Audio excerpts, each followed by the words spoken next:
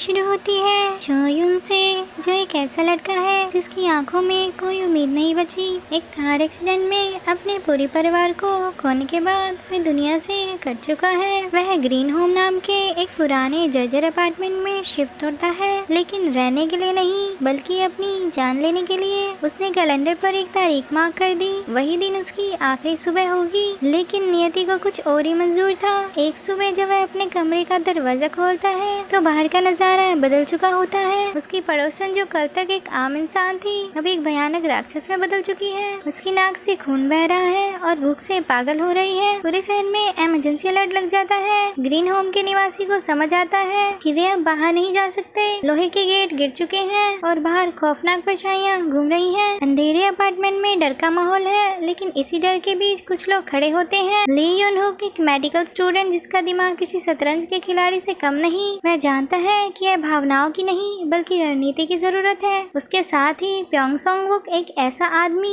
जिसके चेहरे पर निशान है और जिसके हाथ खून से सने हैं। वह दिखने में तो गैंगस्टर जैसा लगता है, बहादुरी से सबका रक्षक बन जाता है। होन्सू जो मरने आया था अब जीने के लिए मजबूर है। तभी उसे एहसास होता है कि उसकी नाक से भी खून बह रहा है। उसे वो डरावनी आवाजें सुनाई देने लगी हैं। वह संक्रमित हो चुका है। लेकिन यहाँ एक चमत्कार होता है, जहाँ बाकी लोग अपनी इच्छाओं के गुलाम बनकर राक्षस बन रहे थे। होन्सू अपने अंदर के दानव से लड़ता है। वह हाफ मॉन्स्टर बन जाता है। इंसानी दिल और राक्षसी ताकत का अजीब संगम। अब वह अपार्टमेंट का सबसे बड़ा हथियार है। लेकिन क्या लोग एक राक्षस पर भरोसा करेंगे? जैसे जैसे दिन बीतते हैं असली दुश्मन राक्षस नहीं बल्कि अंदर के इंसान लगने लगते हैं। राशन खत्म हो रहा है, बिजली गुल है और लोगों का सब्र टूट रहा है। अपार्टमेंट के लोग हुन्सू को एक पिंजरे में कैद कर देते हैं। उसे सिर्फ राक्षसों से लड़ने के लिए बाहर निकाला जाता है। यहाँ हमें एहसास होता है कि इच्छा क्या कर सकती है। एक माँ जिसने अपना बच्चा खो दिया, वह एक ऐसे राक्षस में बदल जाती है जो किसी को नुकसान नहीं पहुँचाता बल्कि एक भ्रूण की तरह सुरक्षित रहना चाहता है। सस्पेंस तब गहरा होता है जब मिलिट्री का दखल होता है। सरकार ने ऐलान कर दिया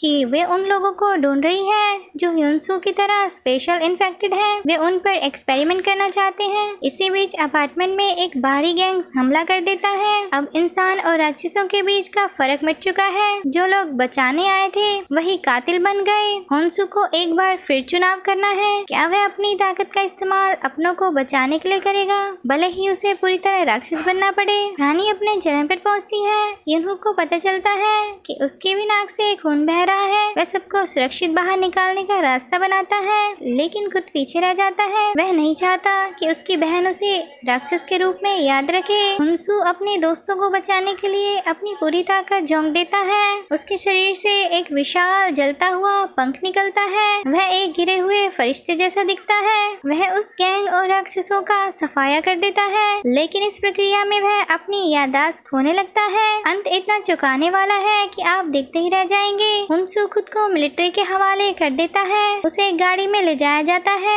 वह जैसे ही ड्राइवर की ओर देखता है उसके होश उड़ जाते हैं। गाड़ी चलाने वाला सोंगवुक है, लेकिन उसके चेहरे के वो पुराने जले हुए निशान गायब हैं। वह मुस्कुराता है और कहता है, बहुत समय हो गया हुन्सू, क्या यह वाकई सोंगवुक है या वह नया खतरनाक रूप जो किसी का भी शरीर ले सकता है? दोस्तों, स्वीट होम की यह कहानी हमें सिखाती है कि हमारे अंदर सबसे बड़ा राक्षस हमारा खुद का लालच है। हुन्सू ने उस लालच को हराकर अपनी इंसानियत बचाई, लेकिन क्या बाकी दुनिया ऐसा कर पाएगी? अगर आपको हुन्सू का यह सफर पसंद आया तो इस वीडियो को लाइक करें और सब्सक्राइब करना ना भूलें। अगली स्टोरी में मिलते हैं। बाय।